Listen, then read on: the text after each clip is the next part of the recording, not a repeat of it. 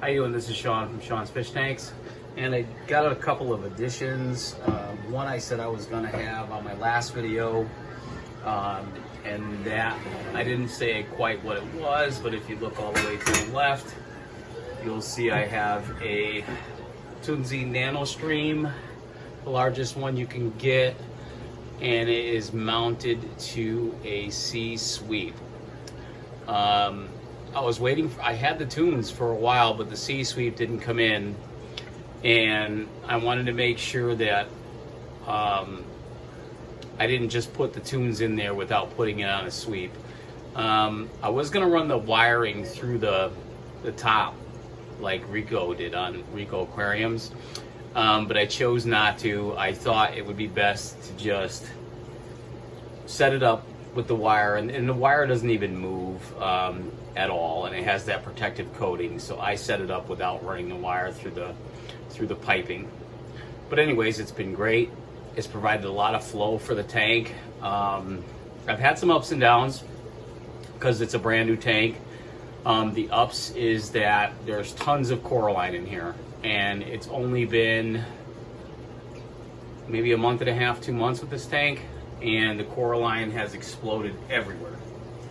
The downs is that I had dinos, and my SPS took a little hit because I had used some Dr. Tim's, and the Dr. Tim's waste away is what I used, and I used it less than what the bottle recommended, and when I did that, it still had some bad effects because it's carbon dosing, and it burnt some of the tips on the SPS pieces.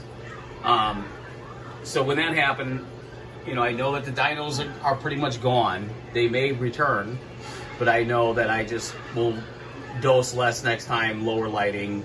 I definitely lowered the lighting this time while I dosed it, and that helped. And then everything's recovering now.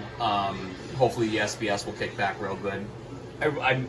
One SPS piece got totally destroyed, and it had nothing to do with the dinos or my Hawkins fell. I think a fish hit it really hard.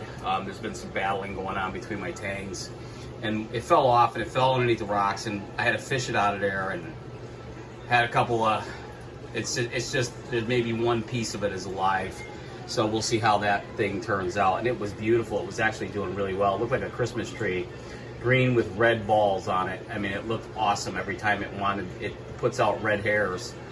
And other than that, the tank is really doing well. All my Zoas are doing good. My LPS is doing good. The Ophelia especially, I have 4 torches in there. My gold torch that I just got, I was looking for a gold torch for a long time, and I just got it. It's an Aussie gold torch.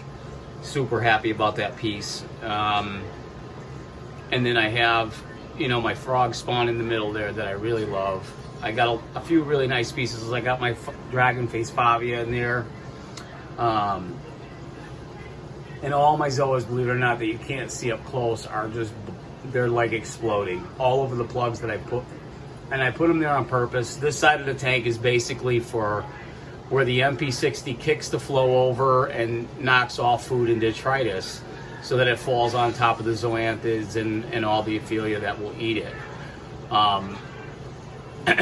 It's a really good concept that I tried last time I had a tank like this. I had a Peninsula style, and it was much taller and smaller, and it was really good, and it went really well, and I learned some things by that I wanted to continue with this tank.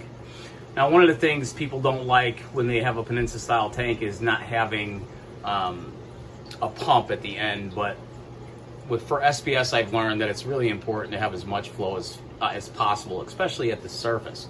So I do have a gyre up top. It's a Jabal, and the Jabal really does well with moving the surface water, even at the lowest setting. And I don't have it on pump or pulse. It would ruin it right away. Though that's how those things fail. So I don't use the control, I just use it for speed. So I'll pump it up every now and then to kick up detritus.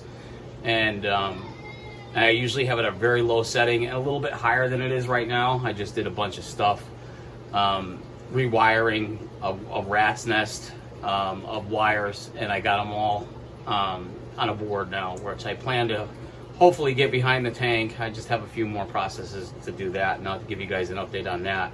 But the tank is doing very well. It's definitely recovering from the carbon dosins, and the dynos are pretty much gone.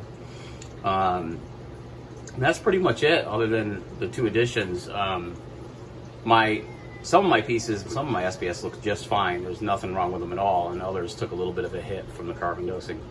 But you know, Dr. Tim's Waste Away is like any other, you know, carbon dosing, except for it may have a couple key components in there that gets rid of dynos, where others do not. I used no-pox before and had dynos, so I know no-pox is probably not the correct way to go when you have dynos. Actually, I think my no-pox actually caused my dynos.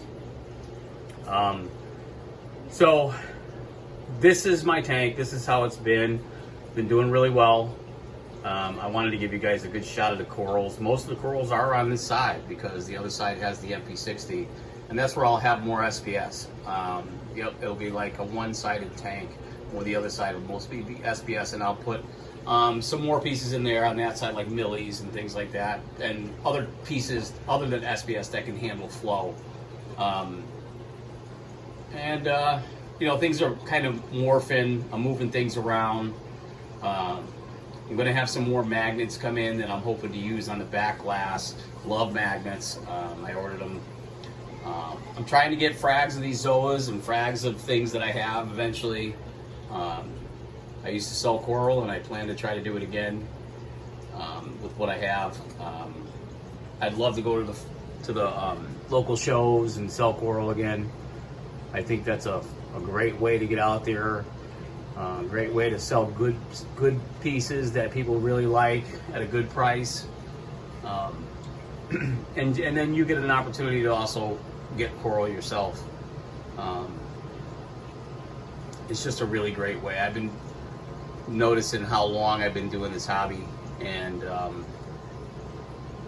picture came up on my memories on Facebook the other day, and it had a picture of my first reef tank, and that was over 9 years ago, just a few days ago. So I've been doing this hobby a long time. You know, I got out of it for a few months here and there and got right back into it and just fell in love with it.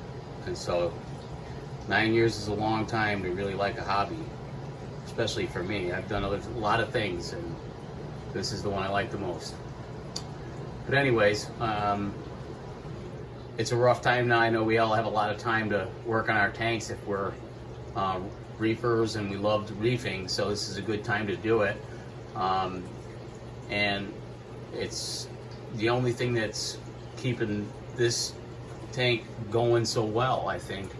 Sadly, I've had the time to take care of it and make sure things are going well. And if I didn't have the time, I probably would have lost more coral or lost some coral. And I haven't had a full-on death yet. Pieces are still hanging in there and living, so I just have to keep on taking care of it, and then maybe a month or two I'll be out of the ugly stage. Because I definitely know the biological process in this tank has sped up since I've been taking care of it. The coralline is everywhere. I'll try to do another video just on coralline, maybe a little shaky, but at least I can show the explosion of it with a different lens on. And you guys would be able to see it. It's amazing. I've never seen coralline spread so fast. But I have it all over the return line too, so it's really pushing out. I've done a lot of bubble scrubbing in here just to try to kick up some of the detritus also.